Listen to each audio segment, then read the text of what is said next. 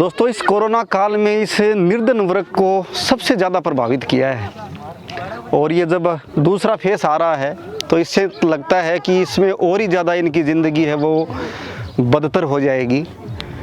हम लगातार यहाँ इन झुग्गी झोंपड़ियों में रहने वाले बच्चों, इनके अभिभावकों के लिए हर संभव प्रयास करते रहे हैं, उनके बच्चों की शिक्षा के लिए, उनके खुद के लिए, रोज़गार के लिए।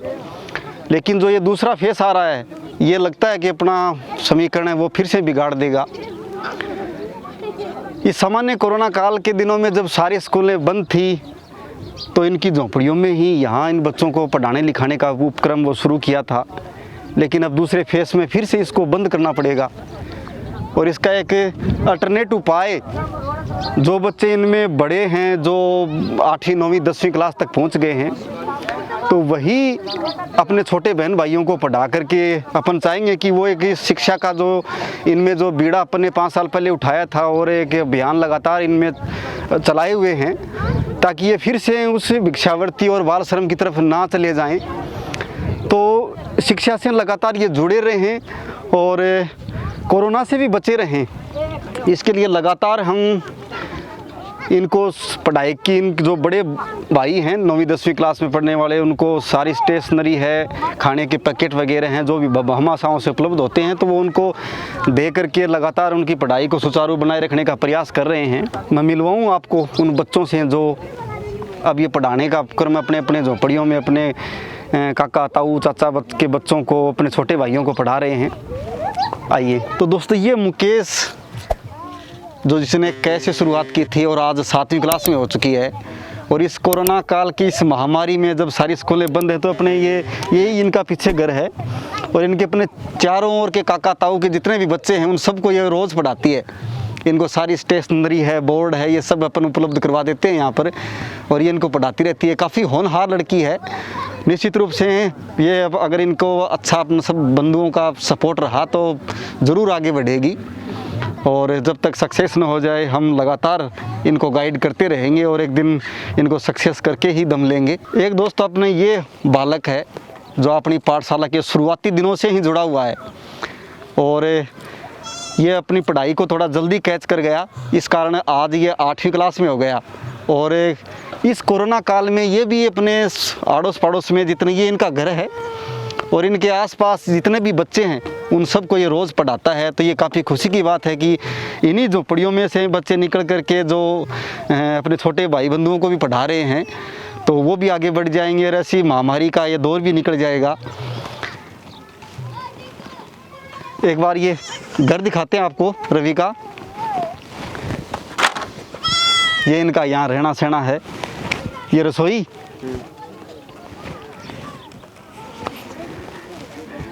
और ये इधर ये घर है। शिकर से यहाँ चूरू में इनकी शूटिंग की कोचिंग चला रहे हैं पूर्ण जी सर। तो वो इन झोंपड़ियों में रहने वाले ये जो बच्चे जो उनको लगा कि इनको सिखाना बहुत ही ज़्यादा ज़रूरी है, तो इनको निःशुल्क सिखा रहे हैं। और ये रोज़ ये बच्चे यहाँ से पैदल करीब 3-4 किलोमीटर रोज़ शूटिंग सीखने के लिए भी जाते हैं। हालांकि इस दौर में सारी चीज़ें बंद हैं, तो ये अपने छोटे बंधुओं को, भाइयों को सिर्फ पढ़ा ही रहे हैं। जो स्थिति सामान्य होगी ये फिर से शूटिंग सीखेंगे और एक दिन ये भी आगे बढ़ेंगे। खुशी की बात है कि रवि आज 8वीं क्लास में अपने खुद भी पढ़ रहा है और अपने छोटे बंधुओं को भी पढ़ा रहा है।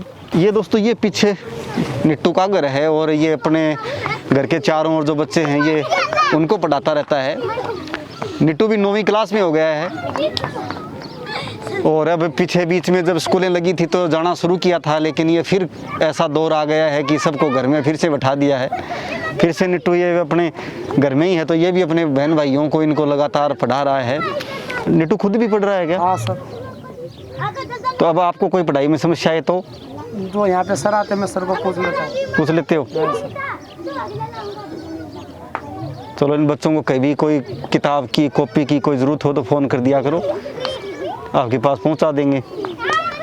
और शाबाश, लगातार खुद भी पढ़ते रहो, इनको भी पढ़ाते रहो और इस बीमारी से भी बचे रहो।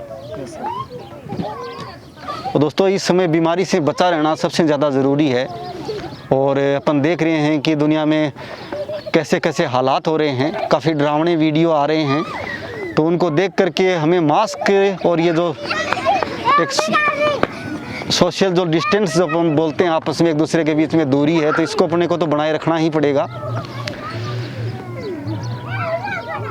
तो बीमारी से अपन सब साथी बचे रहें और अपनी दैनिक जीवनचर्या है उसको भी अपन कहीं ना कहीं कैसे न कैसे मेंटेन करके रखें।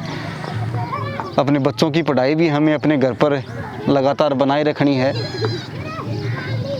आप भी साथी खूब सारा सपोर्ट देते हो, गाइड देते हो, लगातार यूं ही हमेशा सपोर्ट बनाए रखिए। हम अपनी ड्यूटी के अलावा भी इन बच्चों को लगातार पिछले 5 साल से ज़्यादा ही हो गया लगातार पढ़ाते आ रहे हैं।